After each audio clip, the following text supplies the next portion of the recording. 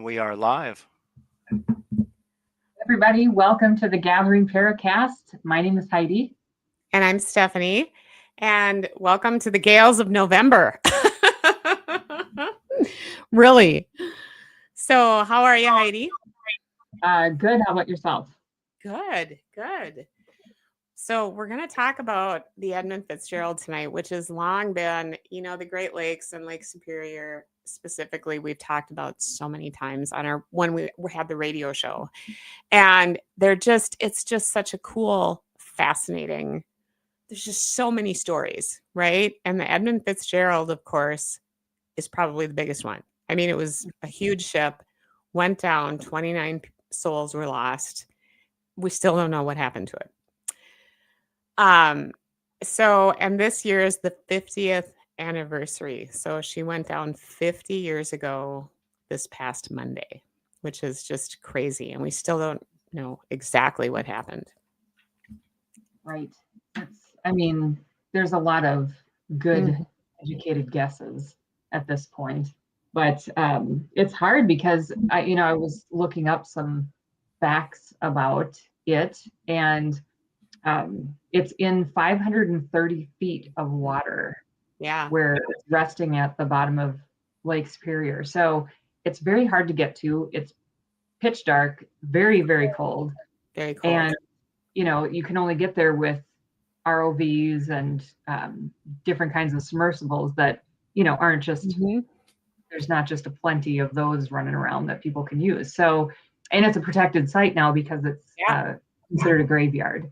So there's a lot that isn't happening to figure out what's going on there, which makes sense because you want to be respectful of the people that lost their lives there. So, but there's some good educated guesses, it looks like, from just what I've been seeing, doing some research on this. Yeah. Oh, absolutely. And when you talk about Lake Superior, and you and I have been so fascinated with the Great Lakes, but Lake Superior specifically, it's big, she's deep, she's cold. People pop up that have died hundreds of years ago and they look like they just passed away yesterday, which was the basis for Wendy Webb's first book that I ever read, which was The Daughters of the Lake, and it's true, it happens. So all these people are down there and they look like you and I, right? Because it's so cold, so dark. Jean-Luc Cousteau was one of the first ones down there after the Edmund Fitzgerald sank. And I saw a clip of him it was like 20 years later. And he said, we went down there and it was really deep, really cold. It's complete and total darkness. And frankly, it's really spooky. And I thought that was a phenomenal thing for him to say, because I think I would be pretty creeped out, Yeah, I would think that I don't know. I would not do it. I would not go below the surface of the water like that, because that would be really hard for me to do. But I would expect that anybody going down at some point would have some kind of weird, like, claustrophobia. You don't know which way is up. Like, that would be really disorienting, I think. I haven't done it, so I would just assuming. Right. But and the pressure, the pressure is so much down there. Like, one of them said they were, if one of their cameras were outside of the submersible, it would have exploded, because the pressure is just so intense down there. They also said that it's so well preserved because it's a lake. So there's no salt to corrode it. There's no sea life to eat into it. She's perfect. She's like she was that day that she went down, which is so totally fascinating, isn't it? It's like just spooky as heck. And I've seen, you can look up, there are pictures of it, that have been taken down there. And it looks, I'm sure some of them aren't that old, the pictures, or some of them are older, but it looks good because it's in a very cold, well-preserved area that, again, there's not that salt that's going to eat away at it. And I don't know, it's really, it's wild. I was looking up because Lake Superior, it's hard to wrap your mind around, like, how big is it, right? And so I was looking up some facts around Lake Superior, and it's the largest freshwater lake in the world by surface area. Yep. and contains 10% of the world's fresh water, covers an area of 31,700 miles, and its average depth is 483 feet, and its deepest point reaches 1,332 feet. Oh my God. I mean, can you even imagine? Wild. That's wild. And get this, all the water from the other Great Lakes, so there's 5 Great Lakes, the other 4 plus 3 extra Lake Eries can be held by Lake Superior. That's how isn't that crazy? The other 4 lakes.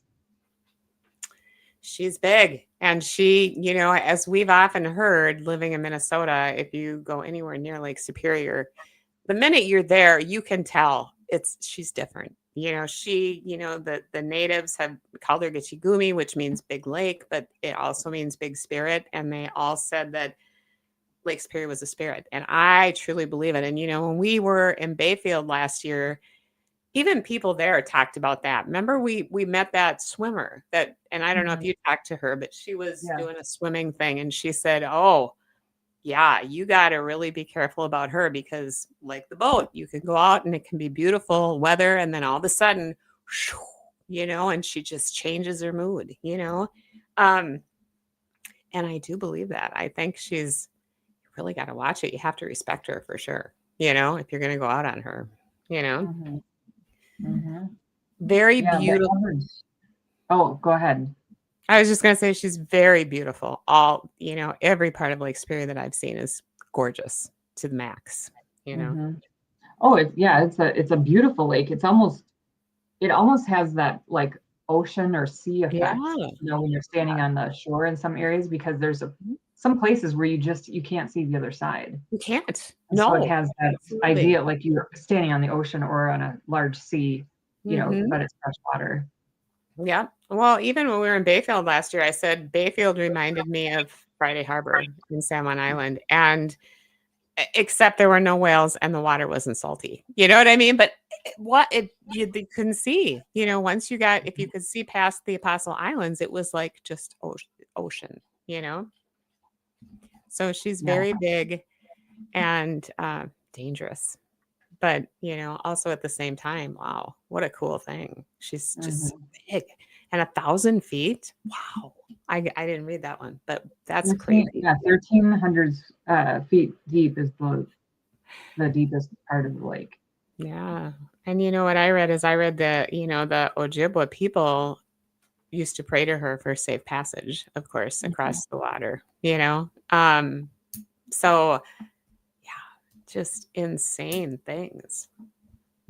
Well, and I was also reading just about shipwrecks in the Great Lakes, and there are an estimated 10,000 shipwrecks in the Great Lakes. Only about 350 of them, they're guessing around 350 because there's probably a lot of undocumented wrecks, but 350 located in Lake Superior. Yeah. Yeah. Isn't that? And the Fitz they call her the Fitz. She was the biggest one, you know, and at the time, you know, they called her the queen. She was the queen because she was the biggest one they had, and luxurious, you know, you could cruise Lake Superior on this working iron boat. And they said the accommodations were first class. They had first class food, all the crew and the captain too. It was fabulous to get on that boat because they were so well taken care of and they had gourmet food, and you know, it was just the coolest thing ever. So it was quite sad. But, you know, the mysterious thing is that there was another boat, and we talked about this before the show, but there was another boat called the Arthur Anderson that was trailing her. They both left at the same time. The captains were talking with each other, and it turned out that Captain McSorley, who was the captain of the Edmund Fitzgerald, had a feeling that they should go the more northern route, which added time to the route, but he felt it would be safer. And so that's what they did. And, you know, what's interesting is that, you know, he had contacted the Arthur Anderson and said, oh, we have trouble. You know, I don't know exactly what was said, but that's the context. And then at like 7:10 p.m., he said, we're holding our own. And then 12 minutes later, the Edmund Fitzgerald was nowhere to be seen. She was sunk, you know? So it's amazing that a big ship full of 26,000 tons of iron ore could go down that fast, Well, and they had said in the transcript that they were taking on water. That's one of the things that was said. How much they didn't say, but they didn't send out a distress signal. So, it's, I'm guessing thought they could get to a safe part of the lake in the storm, which clearly didn't happen. Yep. Well, and they said if she could have just went 15 more miles, they would have been in past Whitefish Point. So then they would have been in safety. So yeah, I think fascinating stuff. But I sure would really like to know what happened to her. I think the Spirit decided, well, okay, it's time for another one to go, and let's take this one. I don't know about that. I think, well, because, and to answer Cryptovania TV's question, was it a freak storm? Yes, it was. It was not an expected storm, and it was really strong for that early in the year. So, clearly they would have made adjustments if they would have known that that kind of a storm was coming in. Right. So it was, they say it was a freak storm, and it came out of nowhere. And 35-foot waves. Yeah. The winds had to be incredible to make those kind of waves. So, navigation must have been tough. Plus, you're weighed down with that much ore iron. It's not like you're going to be able to twist and turn and get to where you need to go in a, quick second, because you're a slow moving vessel with that size and nothing in it.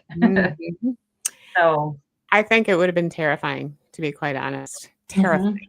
The other thing they said that I read somewhere is that the Great Lakes, Superior especially, but all of them, are more dangerous than the oceans for these ships to sail on, because it has something to do with the salinity of the water in the oceans tamps it down just a tidge. So in a storm, it probably wouldn't be quite as harsh and quite as strong, the water.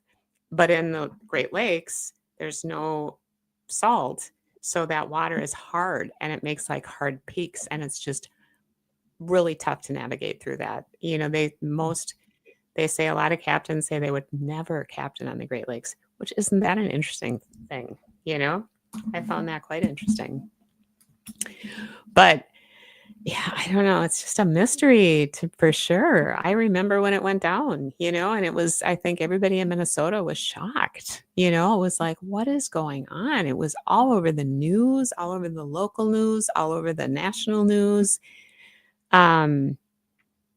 Crazy, and I was just a kid, Well, I was around, but I wasn't aware of that when it happened. Yeah. I was only 3.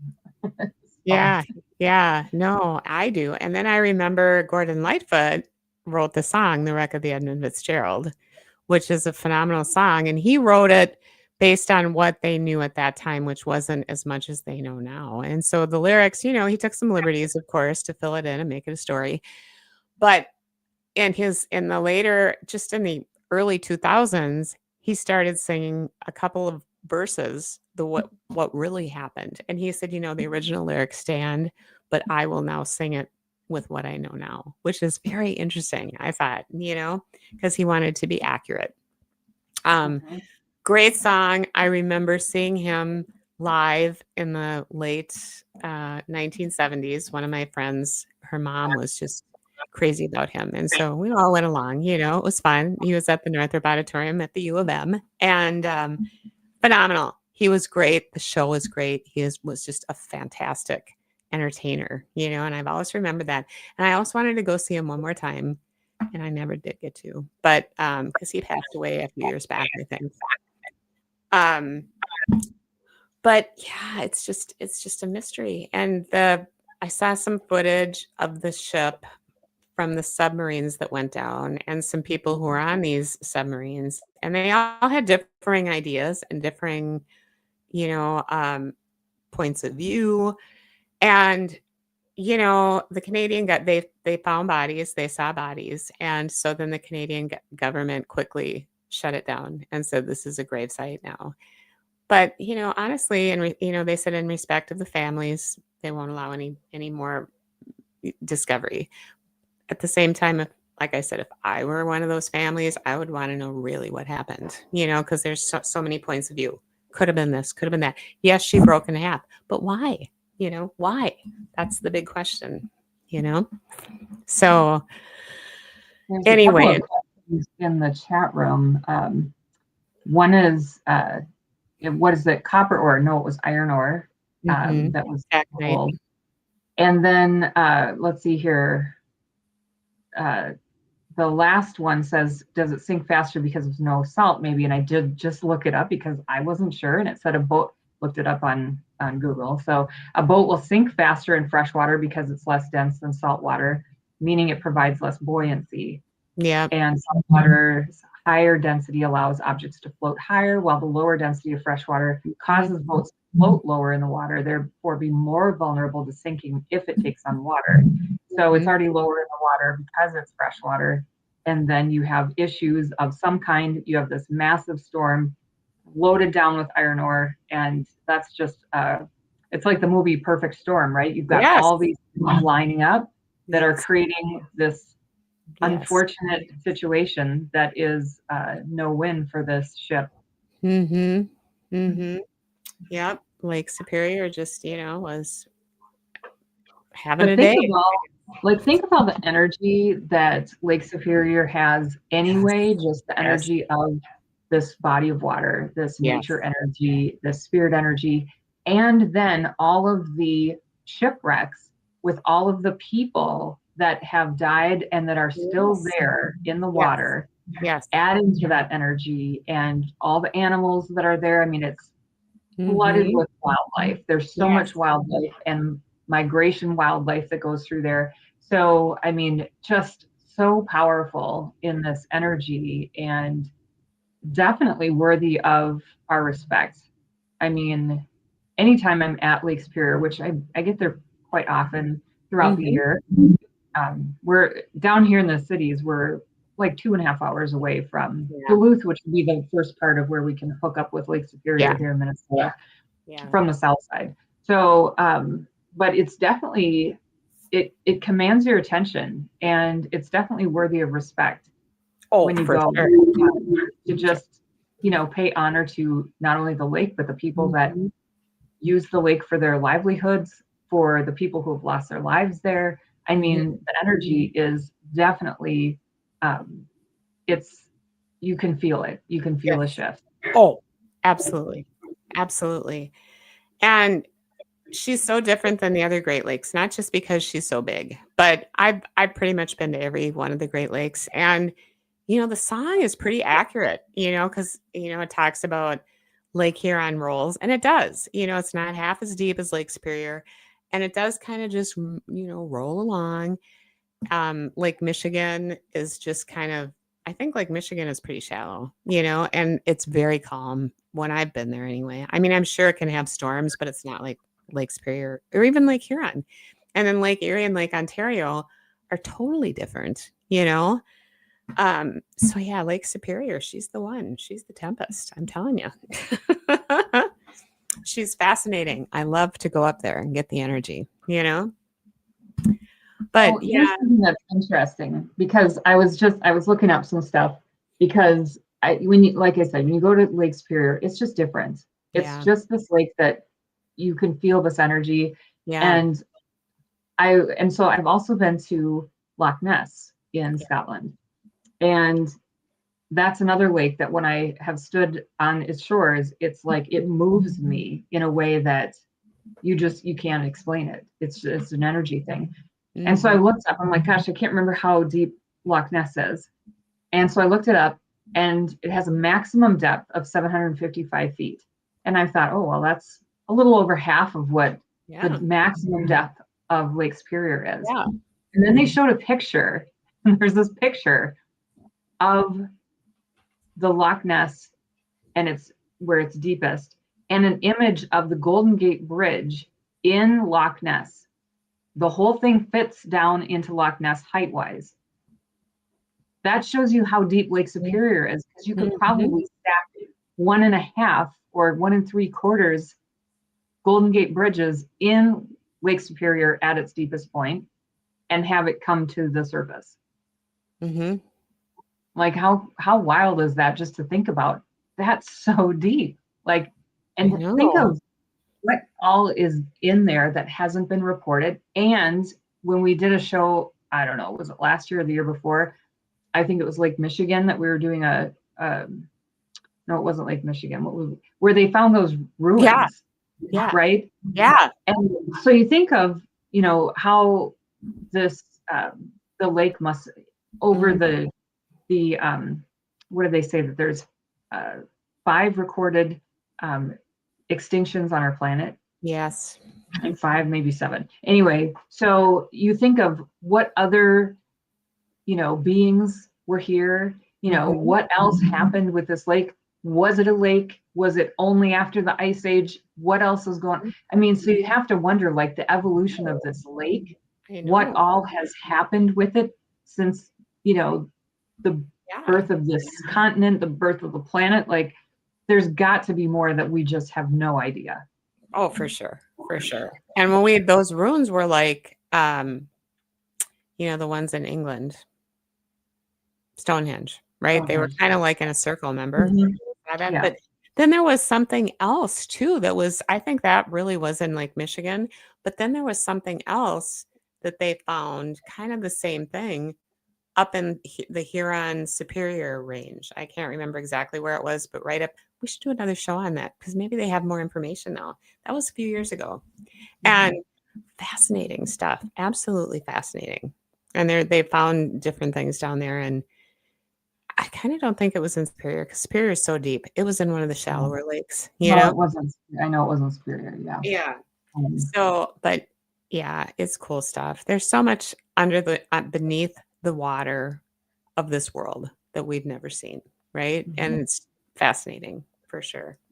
Well, and then it goes back to I don't know, it was last week or the week before, we were talking about UFOs and how it's a really great place if there's something here with us from somewhere else. It's a great place to hide, because we can't get there very easily. And it's dark all the time. So if we have the capability of getting there through some ROV, it's not going to cover the kind of area that is available at the bottom of a lake like that. So then you start to think even further out, like, is there something else going on, that is a great place to have a base or out, or like however that works. I don't know. So anyway, I know. It gets you thinking. It's just, it's crazy. Yeah. And there is, one of the questions earlier was, is there a Nessie-like creatures in Superior? Yes, there is. And I've heard, I think they call her Prezi, and she's kind of in the southern realm of Lake Superior, kind of towards Michigan from what I've seen. Talk about those too. We should do a show on lake monsters because they have seen one there, I did not heard that. Okay. Oh, look, he says Lake Erie has a Nessie serpent too. Well, yeah, I've heard from the other lakes. I just hadn't heard one from Lake Superior. Yeah, they call her Prezi or something. Prezi, the lake monster. Kind of up by the Upper Peninsula is where I heard that story. So kind of like more Michigan-y. But yeah, very cool stuff. So yeah, that makes me think we need to do another show or two about lakes, the Great Lakes and the finds there, and maybe lake monsters in general, because there's a lot of lakes that claim to have lake monsters, including our own Lake Pepin, which is just down the road, So yeah, so cool. But I think it's important to, remember the Edmund Fitzgerald and all her crew, 29 guys. And the other thing I read was that the church bell still rings 29 times on the day that she went down for each man, but now they do it one more time for Gordon Lightfoot. How about that? I thought that was a really cool little trivia piece. Okay. Well, I know that they do a memorial. Anyway, they do a memorial at the Split Rock Lighthouse every year too. Yep. They just had that on Monday. I did catch just a few minutes of it the other day. That's cool. And then they also do it down at the down in Michigan, I believe, down in Detroit. But they have the bell. So they went down and took the bell off the ship and replaced it with something else. So the actual Edmund Fitzgerald bell is at, I don't remember what museum. It's the ship. I suppose it's the ship Sailors Museum or something.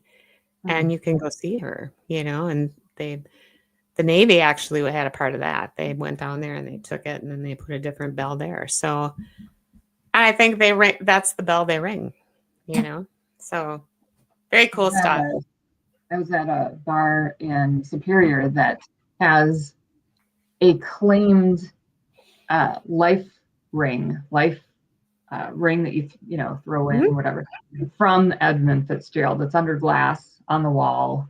And I'm like, well, okay, where did it come from? Did it come from while it was back and forth? Maybe it was old, it was out of use, we were replacing them, so someone took it. It hadn't sunk yet, or did it float up to the top after the wreck? Like, nobody seems to know. But it's under glass there, so nobody messes with it or steals it. I mean, it's like mounted to the wall and surrounded by. Yeah, I would like to touch it. I would like to touch it, but yes, you can't. That's why they do that for people like you. I know. You gotta touch it to see what energy you can get out of it, But yeah, so ode to the Edmund Fitzgerald and all of her crew, and wow, 50 years ago, and they're still down there. We still don't really know what happened. So I guess it will forever remain a mystery. And, only the spirit of the lake knows for sure what happened. Let's just leave it at that. That's kind of a cool way to end it. So do you have anything else about this, or? No, I think we covered all of it. It was just a tragedy, and it just adds to the mystery of the lake and the energy of the lake, and all of the lake energy, the beings that are forever trapped there. I mean, it's just really, really powerful. It is for sure, and mysterious and scary and spooky all at the same time, So, well, with that, I think it's a wrap. So thank you all for watching our little ode to the Edmund Fitzgerald. I think it's been really fun. And, we have, before we were on video, we used to talk about the Edmund Fitzgerald. I think once a year, I think probably about this time, we always had a show about it, because it's just a thing to do, I think, So yeah, so thank you for watching, everyone. And if there are any troops watching tonight, thank you for your service, and please be safe. And thanks everybody in the chat room. Quite a few folks in there joining us. We're loving having you with us. Yes. And wherever you are out there listening to us, thank you so much. And go to our YouTube page and subscribe. We'd love to have you as a subscriber. And thank you to Jason, who always puts cool stuff together for our show and is really helping us pull this whole thing together. Encrypted Radio TV for hosting us. We are so grateful. Absolutely. Working overtime. It's really fun to see all these things come out. So thank you, Jason. Thank you all. We'll see you next week.